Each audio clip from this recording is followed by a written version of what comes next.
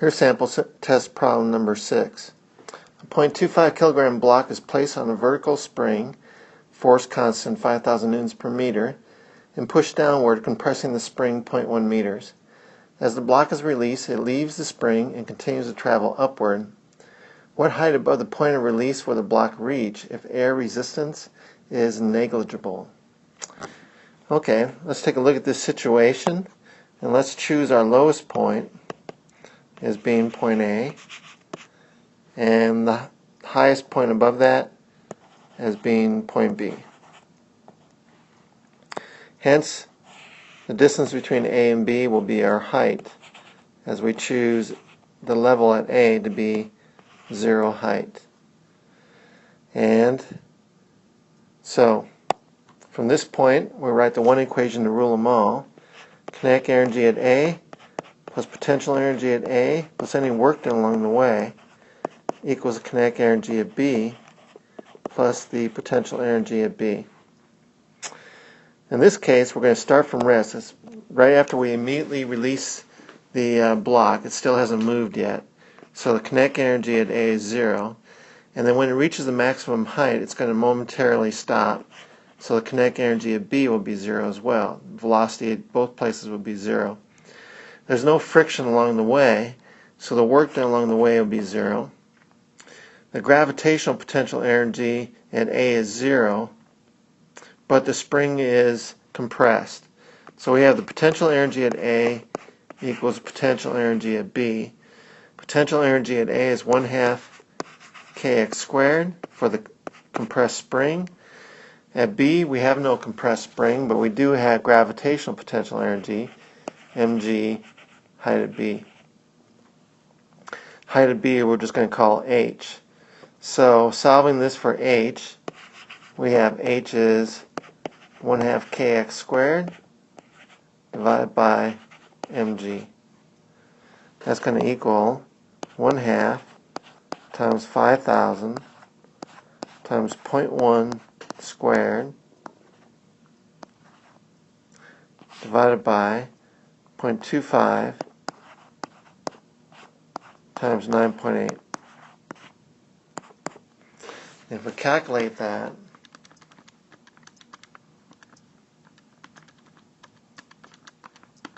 we get 10.2 meters.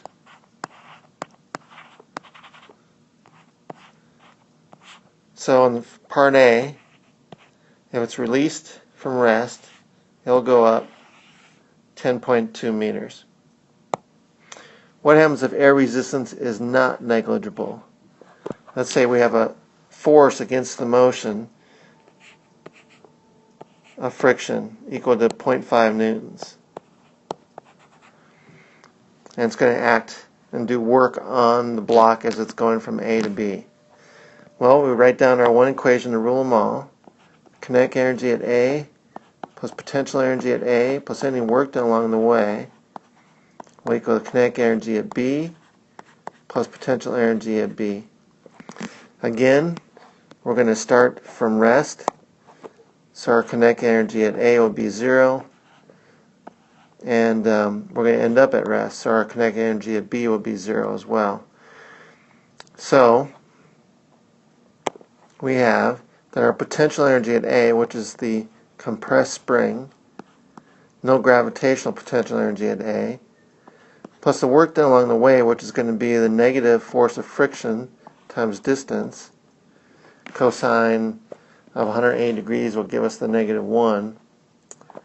Is going to equal our potential energy at B, which is mg height at B. So we'll just call it mgh.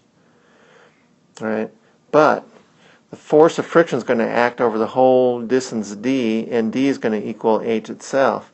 So d equals h, and hence we have that 1/2 kx squared is going to equal mgh plus f times h. Factor out the h, and we have 1/2 kx squared equals mg plus f times h. Solve this for h, So we have h is equal to 1/2 kx squared divided by mg plus f.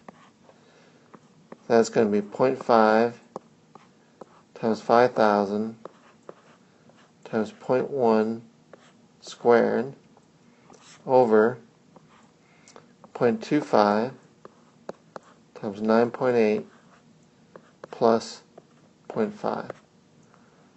All that in parentheses, of course. So what is that?